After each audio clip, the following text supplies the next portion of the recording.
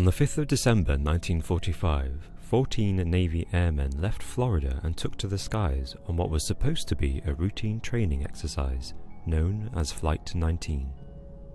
But 1 hour and 45 minutes into their journey, the flight's leader, Lieutenant Charles Taylor, radioed the control tower alerting them that something was dreadfully wrong. Taylor reported that all 3 of his compasses had malfunctioned. He said, "We don't know which way is west. Everything is wrong. Even the ocean doesn't look as it should." Flying over the western part of the North Atlantic Ocean in what's now called the Bermuda Triangle, Flight 19 was never seen again. Later that same evening, a search plane was sent in a desperate attempt to locate the missing flight. But just 27 minutes after takeoff, the search plane and its 13-man crew also became lost to the Bermuda Triangle. Surreal activities in the Bermuda Triangle have been reported since 1492, when the crew of explorer Christopher Columbus edged ever closer to what he would call the New World. Columbus's log reported seeing strange lights, whilst the sea took on an eerie calm before rising high without wind. He also noted that the ship's compass gave erratic readings, which panicked the already restless crew. Situated between Florida, Bermuda and Puerto Rico, the name Bermuda Triangle was coined by author Vincent Gaddis in a 1964 article in the magazine Argosy to explain the perceived phenomenon of airplanes and ships going missing without a trace and without explanation. He was compelled by mysteries like Flight 19 and the USS Cyclops, which got lost at sea off the coast of Barbados in 1918, resulting in the loss of 306 lives, the biggest loss of life in US Navy history not related to combat. Gaddis reported that the Bermuda Triangle is a true mystery and that even the US Navy, the Air Force and the Coast Guard investigators have admitted they are baffled by it. In the last century alone, 1,000 ships and planes have disappeared without a trace within the 500,000 square miles of the Bermuda Triangle. Despite no wreckages to provide evidence, there are endless theories about the disastrous paranormal mechanisms involved in the Bermuda Triangle. The area surrounding the Bermuda Triangle has one of the highest incidences of UFO sightings, which has led some conspiracy theorists to conclude that missing aircraft fall victim to alien abductions, or are even absorbed by portals to other dimensions. This has been suggested in explaining the story of the Ellen Austin, an American vessel that found a deserted schooner on the Atlantic Ocean. In order to capture the schooner for themselves, members of crew from the Ellen Austin agreed to man the ship back to shore, but during the journey the 2 ships separated, and when they reunited, the schooner was once again deserted, the crew having once again vanished without a trace. Author Gian Kazar believes that electromagnetic anomalies in the area's atmosphere have been responsible for historic compass breakdowns.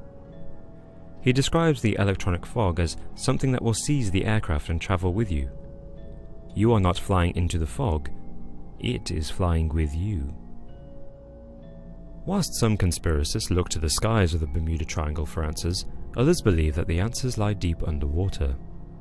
With the discovery in 1968 of the submerged rock formation known as the Bimini Road, after the island of Bimini, conspiracy theorists Paul Weinsweig and Pauline Zalitsky have come to believe that this formation is man-made, and therefore evidence of the underwater city of Atlantis.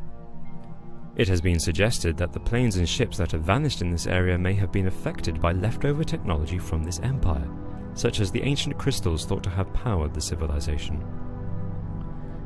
Despite the mysteries that surround the Bermuda Triangle, the US Coast Guard states that the majority of disappearances can be attributed to human error or the area's unique natural features, and no studies have found conclusive evidence for unusual magnetic anomalies in the area.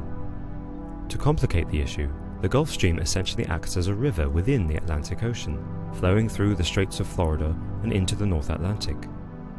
Its powerful current is a possible explanation for why there are no debris from ship and plane wreckages, which may be swept away by the strong waters, erasing any evidence of disaster.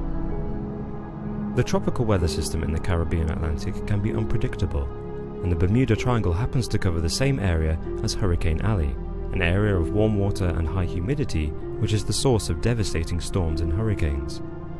Also located within the Bermuda Triangle is the Puerto Rico Trench, the deepest part of the Atlantic Ocean, where the seafloor is up to 28,373 feet deep, suggesting any aircraft or ship destroyed in the Bermuda Triangle would sink so far from the surface it would never be reached.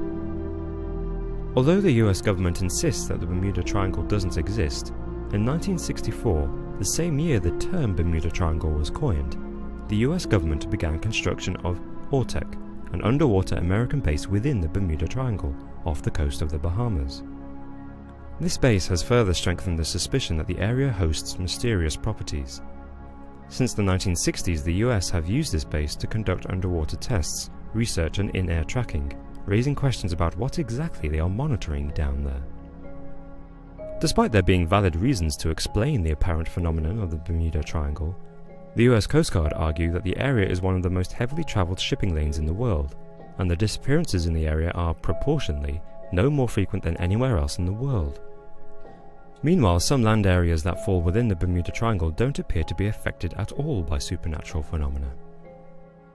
But whether or not the Bermuda Triangle exists, it symbolises the reality that, despite all we know of the world, and despite all our advances in tracking devices, our world is still large enough for our ships and our planes to disappear without a trace. The Russian Empire never decides to sell Alaska to the Americans, and instead keeps it for themselves. Eventually, after centuries, there is a mass migration of ethnic Russians into North America, and the culture of Alaska becomes extremely Russian.